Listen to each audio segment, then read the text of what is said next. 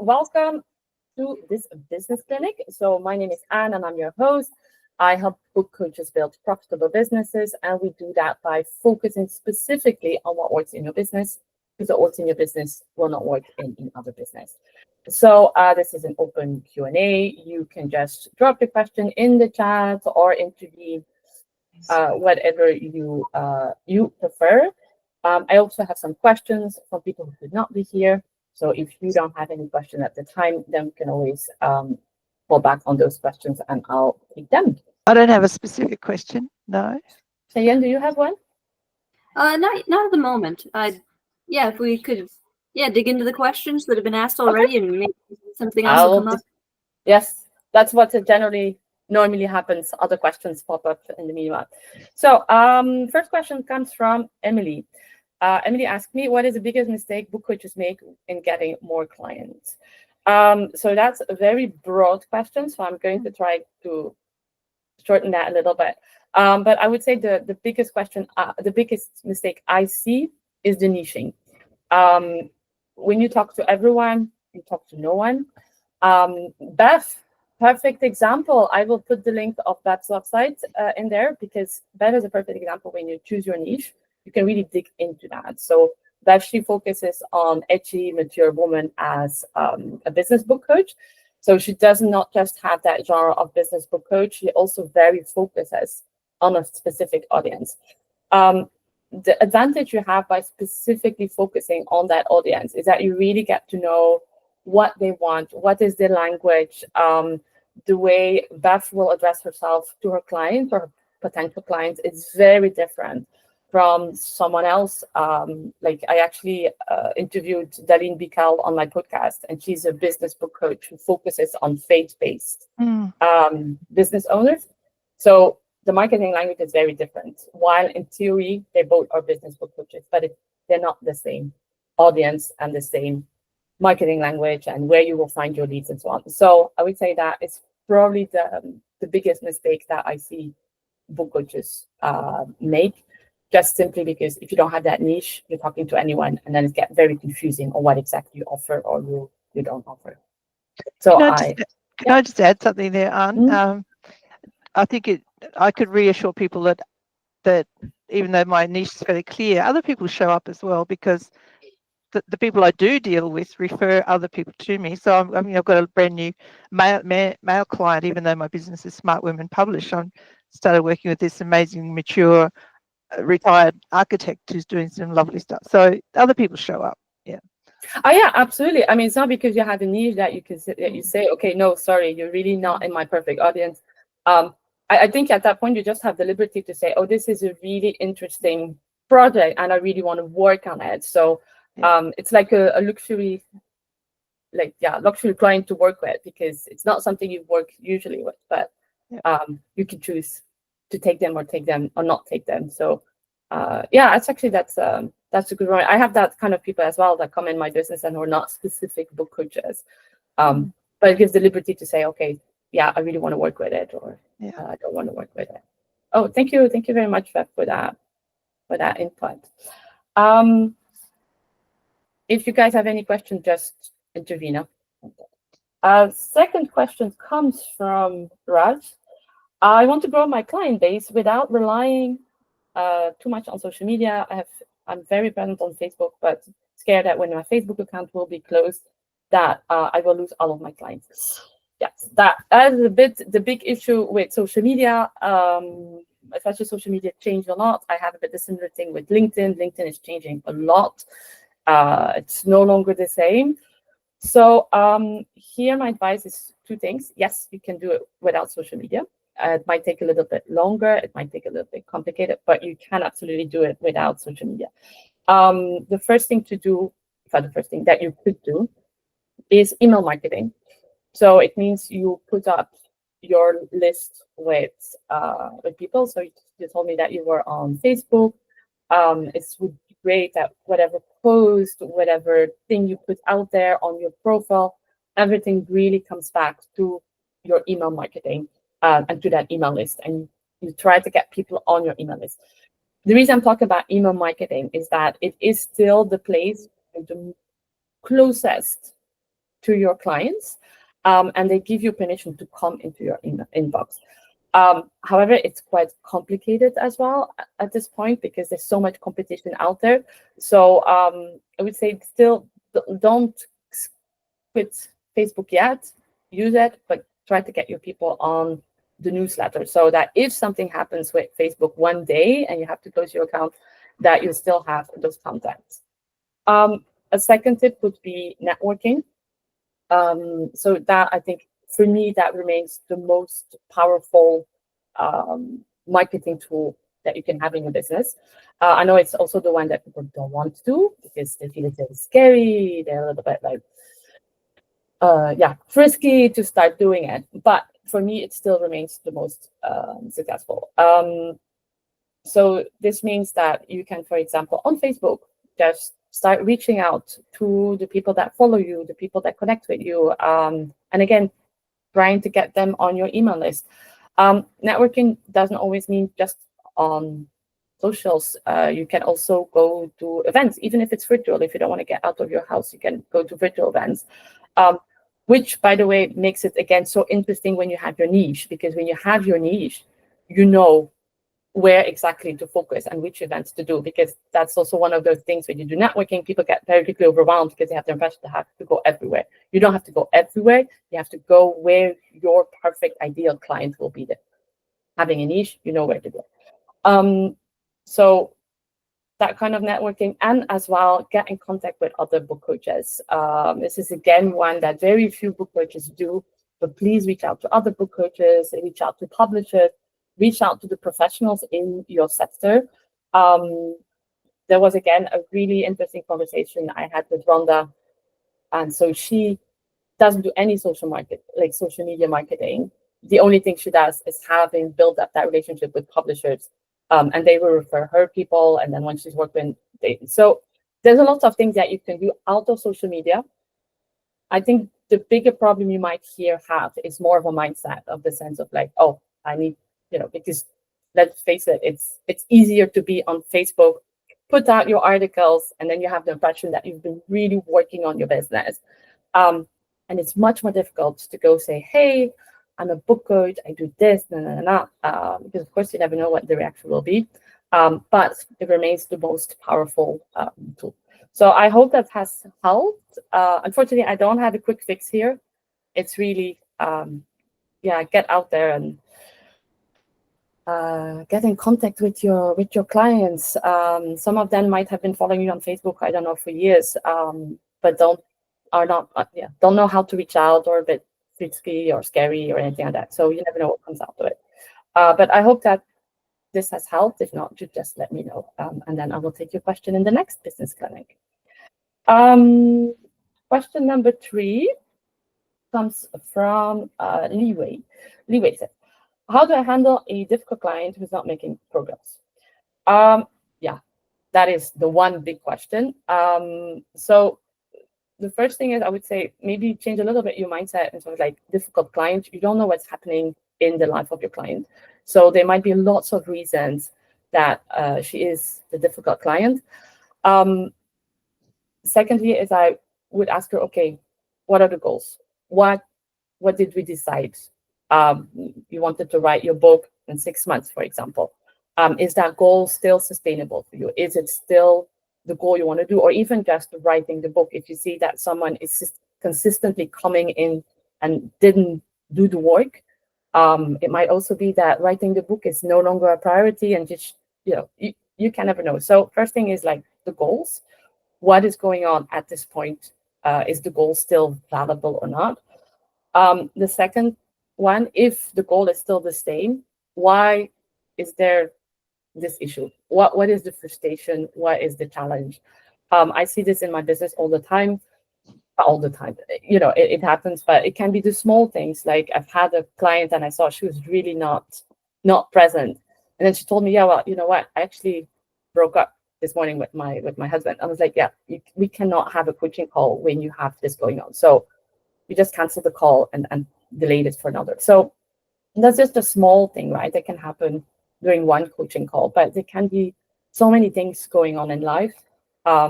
or just also the approach that maybe your approach is very the outline and it has to be plan A, B, C, D.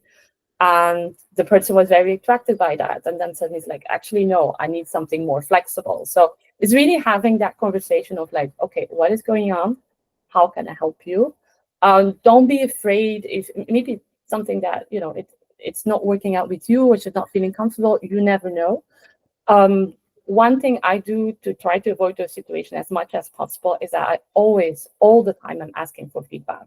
So I ask for feedback during the session. Like I start the session and saying, okay, how has it been? Are there any current issues that are happening right now? Is there something urgent you want to discuss? And at the end of the session, are you happy with what we've discussed in this session? Do you want something more?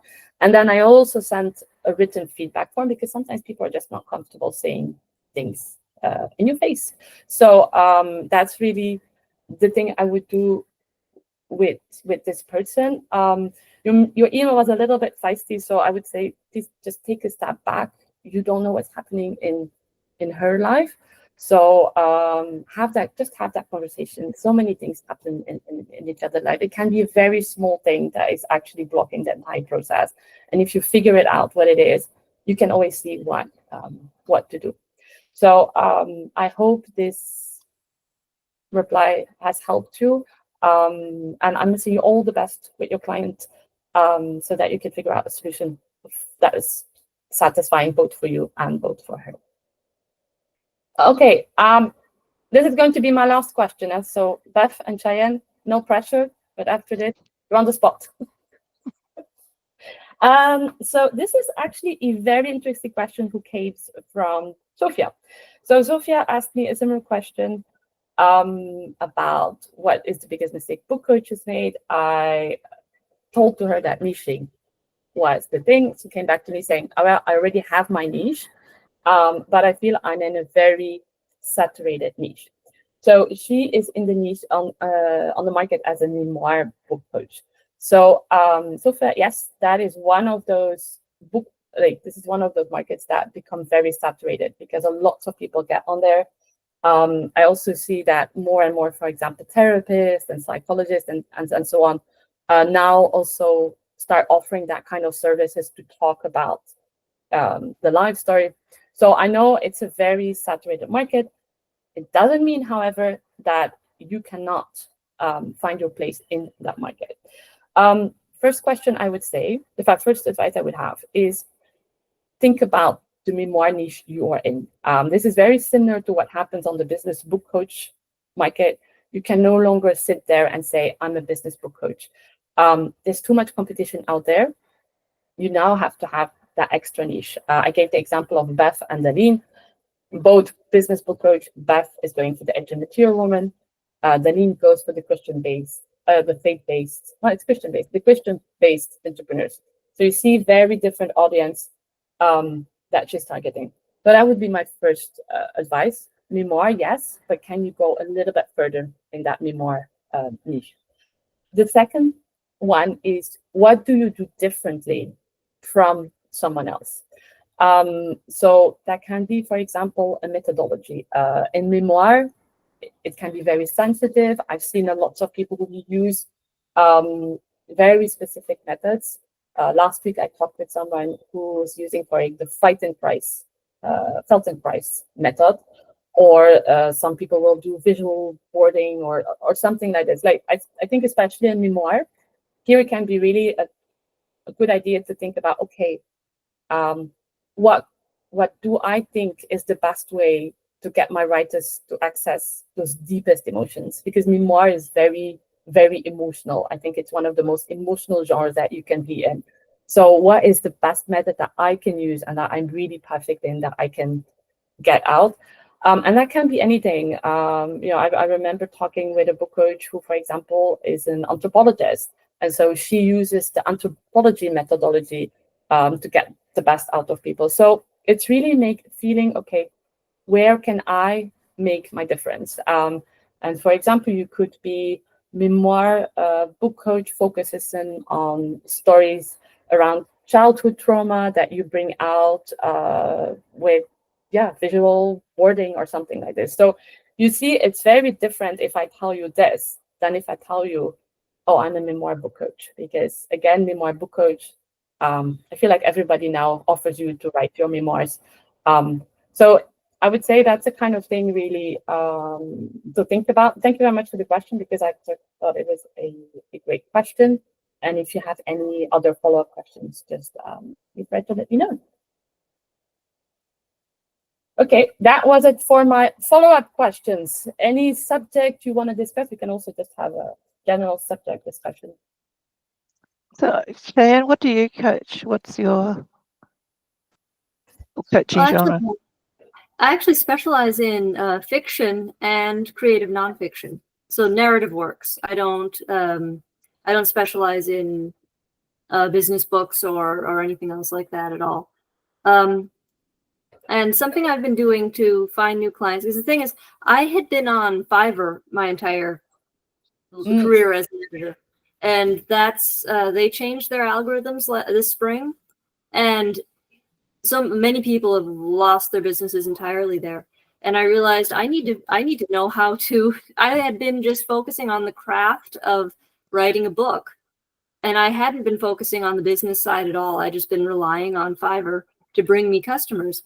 So something I've started doing is I've been a client of Growth University, and they're teaching me how to partner with people and like do a swap with them that I send their I refer my audience to them, and they refer their audience to me, and get people to book a call with me, and then I it's a discovery call. I find out what they need, what's the project they have in mind, and then if I can help them, I offer them my services and what I can do. And something I've been noticing with that I'm struggling with lately is that I'm getting two kinds of people. People who have an idea to write a book, but they're not really committed enough to purchase services. And then people who they want to, but they're not sure enough to actually pay thousands of dollars for that. So I'm not sure how I should be framing up my my offer ahead of time, like on my call booking page, so that people, that like people who are committed buyers, ready right now. Okay, got it. Yeah. What kind of thinking about it? Yeah, I think I can reassure you, you will always have those people come on. It's it's a very magic trick to know, because even the ones who can be super committed, they fill in all your questions and then they come up and say, oh, I just wanted to have a chat. Unfortunately, it's very difficult to avoid those. The first question I had in mind is like, what exactly are the partners you work with? Are they book coaches as well, or what is their background? I've been focusing on people who are like further down the production line than me in getting a book produced, like proofreaders and line editors and marketers and book formatters, and people who have the same audience as me, but they're doing different things. They're doing things farther down the line, so that when I approach them with this partnership idea, I can tell them what I will offer your audience will prepare them to take advantage of your services, that sort of thing. And that's been working well to get these partnerships done. They're eager to collaborate with me. But so when you approach the proofreader, actually the proofreader has already the writer who finished their book. The writer hired the proofreader to go over the book. Yes, these people have multiple books in mind, and some of them are finished manuscripts that are ready for editing. Some of them are just an idea that they're not sure how to. Like I've noticed a lot of authors have this book idea that's so good that they don't want to ruin it, and they're sitting on it until they're more experienced enough to do it justice. And they sit on it for years sometimes, and they really don't need to. They should be working on it, gaining their skills with it, growing with it, with this book or with this book idea. And all, because a book, writing isn't a performance art. You iterate over it, and it gets better and better each time. You don't have to get it right the first time. And what is your ideal client? Do you really want the client who's already written the book? Because I'm thinking maybe that's also a little bit the confusion, that you're not really sure who exactly is the specific client, because you have to go very specific. Is it like the one who has the idea, the one who has already half of the book, the one who has finished the book? That's why I was asking the question on the proofreader. It's like, do you want the writer who already has like a full-fledged draft, and the idea is you get in and you try to work on that? What is your ideal client? Well, in the past, that's what I've worked with. I've worked with people who have a first draft, and they actually think it's ready. They think it just needs proofreading. And then when I come in and look at it, I'm telling them, there's a lot of structural things we could do to make this better. And, as I tell them and give them examples of all the things we can do with it, then they're sold on the idea. Like, yeah, let's do full dev editing, let's do line editing, and let's do all this. But they didn't know that they needed all that ahead of time. They weren't in the market for it ahead of time. Okay. So it's and that case, I would say you're definitely doing the right thing of like targeting on the proofreader, the editors, because you want to have the first draft. The difficulty that you might have with these clients, though, is that, like you say, you have to convince them. So how do you convince them? Do you convince them during the call with your content? How do you go around that? Yeah, because that's something new that's happening in my business now. I had been just doing developmental editing and line editing for years. So I would have the manuscript in front of me when I realized all the things that their work needs, and I would show them examples. I would do I would do an example or a sample edit. I would tell them examples of things that their work could need. But lately now and I realized, because I would get on calls with them, like I would get on coaching calls with them, and I wasn't charging anything extra for that. I thought I was just doing developmental editing. I didn't realize I was pretty much what I was doing had grown into book coaching. And so I'm trying to sell myself as a book coach now, but that process is new to me, and you have to start somewhere, Cheyenne, because you only started doing this year, right? Yes. So you're still very new, but you already have the really good mindset of like going for those partnerships. Like some book coaches, they've been 20 years in it and they still don't build up partnerships. So I think it's a great idea that you set that up. Also because it seems to me that you're targeting the right audience. It's now just giving it a little bit of time, I think, before getting, because you seem to be very clear, like you want the person who has the first draft. So you have the partnerships with the right professionals. You are able to convince them during the calls. Because that's what's happening, right? You're able to convince them during the calls. Well, so far, I haven't had someone actually purchase a package from me on a sales call, but I did have someone. I had a sales call this morning. She wanted to write a memoir, and I told her, she told me about her book idea. I told her things that she could do with it right away to finish it, to develop it. And she sounded very excited about it. She said she doesn't have enough money right now. She's saving up, and she definitely wants to work with me in January. But, it's not a done deal until it's done. But in that case, keep following up with her, like not too salesy, but keep following up with her, asking her how it goes. Like, it's Christmas, the minimum is here, just send a Christmas email or card or something like this. But, that first client, the first client is the most difficult one, Cheyenne, because it's really, you have to build up your confidence, and then you have those introduction calls and people are always saying no, or, they have the good excuse and the whole thing.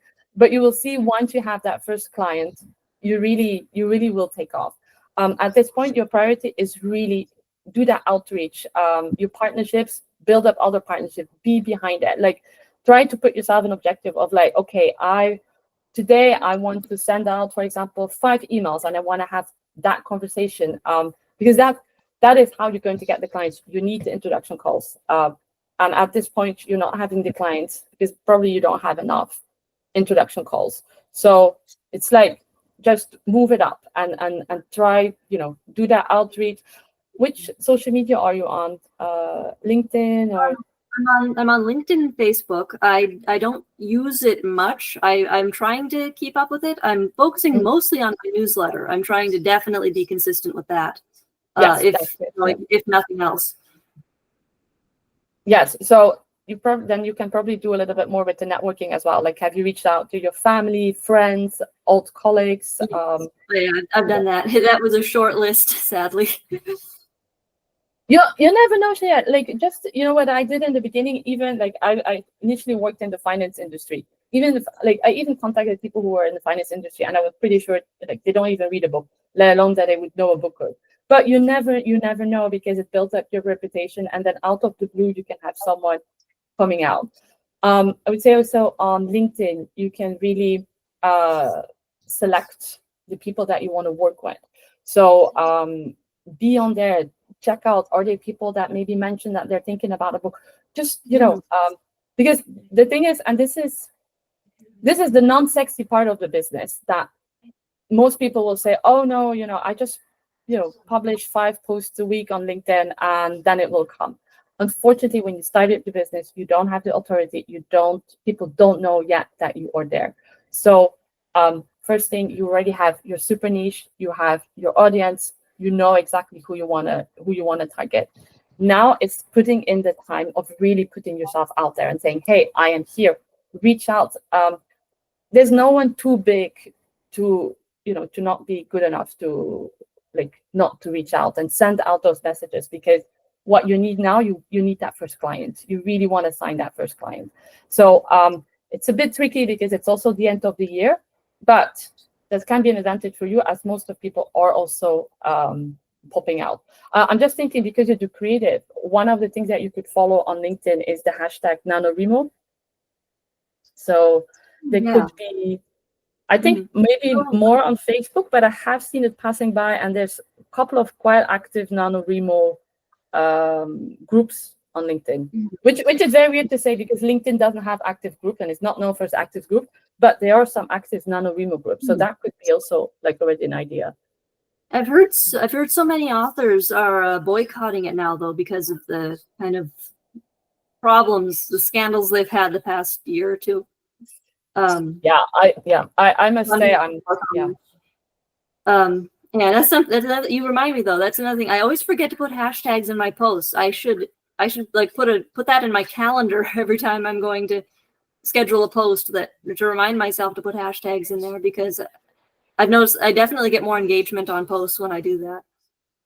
Yeah, exactly. You never know where it comes up, but I think at this point it's really finding your list of people that you say, I can contact them. Again, go over your contact list, your family list. Maybe you missed it. On top of that, it's Christmas. So send out your Christmas cards to your friends and just put it, this year I've changed, I've become a book coach, and these are my packages, and this is who I focus on. So it's actually an ideal time to do that, because it's Christmas is coming up. So for those who celebrate, I love Christmas for that reason, because I'm like, I have my big pack of Christmas cards and I'm writing. But yeah, for me, I think your objective now has to be that first client, because once you have it, will give you the confidence to continue. So, and the best thing to do in my opinion at this point is really reach out. Go on LinkedIn, go on Facebook. It is very time consuming, especially in the beginning. I'm very well aware of it. But it's also how you will get those introduction calls, because people just don't know that you are out there and that you're offering these services. Yeah, I've been spending a couple days a week connecting with as many authors and writers as I can on LinkedIn, like people who are once removed connections from me, and sending them connection requests, and I'm up to like 800 some connections now, and a couple months ago I only had 350. So yeah, that was sad, but are you building up those relationships? Like you connect with them, or you're reaching out? Well, the thing is, so when I was first starting my newsletter, I was doing some one-on-one outreach to invite people to subscribe to my newsletter. And the first 3 people I reached out to, they said, oh yeah, they'd love to subscribe, and they wanted to write for my newsletter and be paid for that. So then I quit doing one-on-one because I thought maybe I'm doing something wrong. I'm not framing it up right or something. What did you put in the? Can you read a message, or for example, you were contacting me as the writer on LinkedIn. How would you frame it? I said like I'm starting. I'm just launching a new newsletter all about story structure and character development and storytelling. Would you like to join my newsletter? I'd love to have you along on the journey, like that sort of thing. That's about all I said. Yeah, then I think you probably just had bad luck. But that, you know, the one thing that I would say is maybe on the newsletter, can you make it a bit more precise of like exactly what are you talking about in the newsletter? What are the tips and advice that you're giving? Because email marketing is the most powerful, but also I think really difficult at this point because so many people, everybody now has a newsletter because they know the power of it. So there's a lot of competition, and for your writer, they maybe have had that for a long time. So make it like, do you have a lead magnet? Yes. Is this something? Why your newsletter and why not the one of someone else? Like it's that kind of questions to ask yourself, because then the message is also more compelling. I mean, see how it happens with you. That's how you got on my newsletter as well, because it was like, this is my newsletter. I'm the business coach for book coaches. Every week we do this. They're the same for you. Like, what is your edge? What makes you different than any of the other fiction or or creative writing coaches out there? Well, I specialize in story structure. Like everything I put out in my newsletter is geared towards how does this help you understand the structure of your book or your story? Like even when I talk about genre, or I talk about character development, or I talk about world building. Like for fiction, for fantasy and sci-fi, world building is very popular. People get excited. They want to, have all sorts of ideas and creatures and races and, everything that they're inventing for their story. But, and I write about how, really your world building should be one world premise question, like something like, what if there was a world where such and such? And all of your world building should stem off of that, and that makes it structured because, like usually the antagonist is exactly against the world premise unless it's dystopian, and then he's creating the world premise, like things like that. So it's all very structured, like very like as precisely like as much of a story equation as you can have without killing the creativity, and that's what I focus on. And I was going to say that's a perfect thing, because it's very different from when you initially said, I do a newsletter on storytelling, story structure, and there was something else, like there were 3 things. See, I already lost half of it. But now when you say, oh, I write the newsletter on story structure, like you want to have the best story structure, it's my newsletter you have to be on, because I will teach you how to do it the best you can so that you don't have to rewrite your entire book. It makes a really big difference than to say, okay, my newsletter is about this, or my newsletter is really focused on story structure. You could even do world building. I don't know. I mean, it depends on what you want, but because I feel you're very passionate about the world building. So I was like, why not just say I do a newsletter on world building? People get really excited about their world building. Yeah, but I can't imagine. I don't write that kind of thing, but when I read it, like you say, you want it to be very clear. And you see something that writers got really very excited, and then you have those things you're like, oh, I don't understand what the hell you're talking about, but yay. I used to teach high school English many years ago, and the teenage boys, if you asked them to write a story, it was all big world, the superhero destroys the world, all in about 1,000 words. It's like oh, the girls would write this kind of really gentle thing. It's really interesting. That's so hilarious. Yeah, you can see in 1,000 words you can put a lot, huh? Oh yeah, they did. They did it all in a short amount of time. Cheyenne, I was just wondering whether, so I specialise in non-fiction, but there's still so much, people need to tell stories in non-fiction, obviously, even when there's, so this is how, like this is how you do it process, step 1, step 2, step 3. What makes the non-fiction book so readable is the stories. And not everybody knows how to tell a good story within a non-fiction book.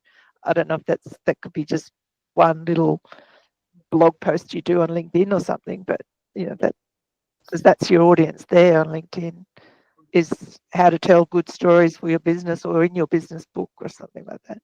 Just to get, I don't know if that's your interest, but I'd certainly value something like that. Yeah. We'll look into that. And we'll see Bev writing her post, and we'll see Cheyenne writing her post. You can tag me, yeah. I always give very insightful comments. So. You definitely do. Yeah. So Jen, I think it's probably get back on that train and connect with your people on LinkedIn. Because the thing is also like people, they spend an average 18 minutes. Like the normal users. I don't consider us to be the normal users, but it's 18 minutes a day, I think. And still I know people, they don't check their LinkedIn for weeks. So that's also the thing, like if you're, for example, not a very prevalent, that is not a good word. You're not a very frequent publisher of articles. It's very, very difficult for people to remind who you are. And now, like everybody say, I do the same. And when people connect with me and say, yes, and then you don't, if the person doesn't follow up, you're not going to follow up as well, and you lose that connection. Because again, you're in the, I always say that I'm in the privileged situation when I reach out, because I'm, I'm the one who picked out the person. I connect, the person says yes, you already have a first interest, because people at the minimum, they will go on your LinkedIn profile to check out what you are. So you're already giving you the first of like, hey, yes, I'm interested, I'm open in a conversation, but you have to open that conversation, because they will not open that conversation. Some will, but it's very, very rare. Really, I've had people who are super motivated and say, yes, can we have a call? And then 1 hour later, we signed a contract. But I've had maybe like 1 or 2 people like this. Most people I really have to check out myself. So, and that's the same. You have 800 contacts on LinkedIn. You know where to start them. Oh, I feel that came out very harsh. That was not that was not my meaning. It's like, go Cheyenne, go. Make your list. Say, okay, I need to figure out who is in my audience, who is interested. Because maybe you never know, there was someone who's lurking on your profile who really been interested but doesn't know how to reach out. It's like in real life. You go to a networking event, people come all there to network, but no one dares to say something. So because they don't know what's the first sentence, this or that. They might be scared if they reach out that suddenly you will say, okay, I have this package, this. Or maybe just saying friendly, hi, how are you? I see you've written a book. What is your second book about, or your third book? And then you get the conversation going. Okay. Yeah. I think there's a lot of people on LinkedIn who've got jobs or businesses or careers who also are yearning to be a writer, even if it's just the thrill of the writing and the publishing. We used to do career consulting as well as what I do now, and our national manager in this company came to Brisbane one day.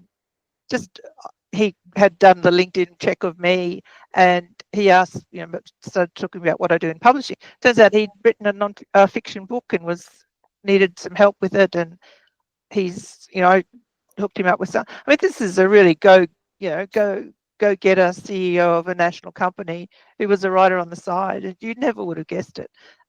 So they're in there, they're in LinkedIn. You just got to find the right sort of hook and just get them to come out of the cave and talk to you. Yeah. But it's true. I have the number of times I have people, and I'm like, I see you watching my profile. That every day, like, and then you reach out and suddenly all that conversation comes out, and you're like, oh, okay, couldn't you just have reached out from the start? Yeah. So it's especially on LinkedIn, I would say. Like Facebook, I still have that people scroll, so they can follow up on your post, but LinkedIn, I feel like you really have to go out there. And it's also going to learn you how to sell your business, actually. I felt I'm still learning to find the right words, or like how to say things or what to say. Because that's how you learn talking with your audience as well. I mean, Bev, you probably went there even more deeper than I did, in the sense of like, you really needed to be very because I remember we talked about that, the wording that you use, you will not use the same wording when you speak to an edgy, mature woman than you speak to, I don't know, a 20-year-old. No, it's like I just my niche is obviously me, because I know what I understand me and what I want, and I don't want to be the stereotypical aging woman. I want the edgy ones. I want to be one of the edgy ones. So you just go down that path, But that's because I did my magazine for that audience, and then that's kind of flowed over to what I do as coaching. Yeah. So yeah, I feel like I'm always coming back to the same tip, but I would say, Cheyenne, reach out, get out there, because you still have the time for this. Like, if you're going to be, once you're the big shot book coach, you won't have the time for this anymore, and that's where you really need to know who you're talking to. I think the fact, Cheyenne, that you are a proper developmental editor as well. I think that's such a beautiful package for coaching, and the developmental editing knowledge that you've got. It's awesome. Is that not usual? Because that's something I've wondered about. Like, what is the typical process as a book coach? I said there's no typical process, but yeah, sorry, Beth, I interrupted you. No, well, I was just going to say, in my case, I'm not a trained editor, but I did the Jenny Nash Author Accelerator book coaching certification program, which now she offers now for fiction, non-fiction, and memoir. So I did the non-fiction path a few years ago now. So that's gave me the confidence to. Well, part of that certification is the structure that you use with your client. So that really gave me the confidence to do that. I'm not a trained editor, so if I need a trained editor, I'll engage somebody, a freelancer, to help in that side. So, for example, if somebody came along with the sort of book that you could help with in that space, I would call someone like you in, and I'd do my bit. You do your bit, that sort of thing. So, I'm always looking for good people that have got those skills. I don't have a big turnover of clients. I just, I've got a small business, but I do like to have people that I can reach out to and that I'm confident to connect people with. Yeah, something I've been starting to do lately, because like when I started out, I had a lot of first-time self-published authors come to me, and they wanted the full package. They wanted, help drafting. Sometimes they wanted a little bit of ghostwriting. They wanted developmental editing. They wanted line editing. They wanted proofreading. They wanted book covers. They wanted formatting. They wanted an author website. They wanted all of it. And, I needed the money when I was starting out, so I was learning and doing all these things for them. But yeah, I definitely want to specialize now. So I've been networking with, book designers, so that I can refer clients to them rather than do that work myself from now on. But I didn't realize that book coaches didn't typically do developmental editing. That's actually something that I've included as a main pillar of my offer. Book coach, it's your business, so you decide what you do or what you don't do. But yeah, you don't have to be a developmental editor to be a book coach, and vice versa. You don't have to be a book coach to be a development editor. It really is more about what are you willing to give and what are you the best in. And I love the example that Bev gave, because she really is very clear on like, okay, this is what I offer, and I don't offer this whole thing, because it's very different to do a book design and to offer developmental editing. Like, it's very difficult to do the two of them and be the perfect or the best one. So I think, it's just focusing on what you are really good at. If developmental editing is really your thing and you're good at, then go for the developmental editing. But it's like, it's, as you know, it's not everybody knows what all these words mean. So it's finding the descriptor that people get, Yes, that is true. And that's where your stories and your testimonials can work really powerfully. Yeah. Yeah, or you just explain, like I have that on my website as well, like what is a book coach, so that people know, okay, this is who I work with. Because it's also, yeah, it's a real art as well to say, okay, I do this and I don't do this. And it's, you have to train that muscle because, of course, like you say, when you start out and you have difficulties finding clients, you have difficulties getting your fridge filled at the end of the month. Of course, you're going to take all of that. But then it also means that you don't have time to work with those that would be your ideal clients. So it's a very, very thin line, especially in the beginnings. But yeah, at least the thing is you learn also what you don't want to work with, right? Because that's also one of those things, is to really make sure that you have your ideal clients come in, that if you go on those introduction calls, you don't end up with the people that you now end up that not really sure. But that's growing pains. And again, being very clear on who you want to target, what is going to be the language you're going to use, and so on. Yeah. This talk has been very helpful. Thank you.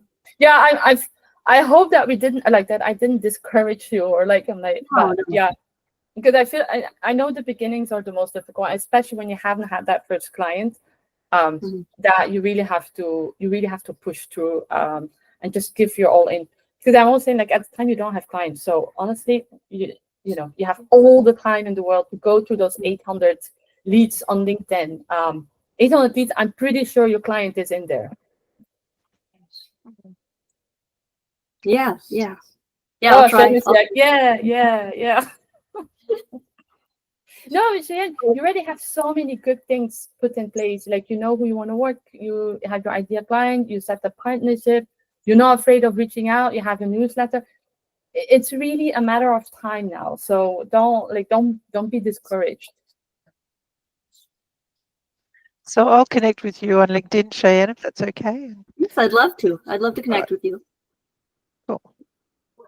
Okay, well, if there's any other questions, I will not hold you longer than necessary. Bev, any other questions? Cheyenne, anything else you want us to talk about? I'm glad you brought these sessions back. I think they're really useful. And even though you haven't got a big cohort, it's just a reminder to me, because I know that what works best for me is to be the person that creates a live event, whether it's live on Zoom or I did a retreat a month ago. To be the person that brings people together around your area of expertise. It's one of the most efficient ways to grow any business.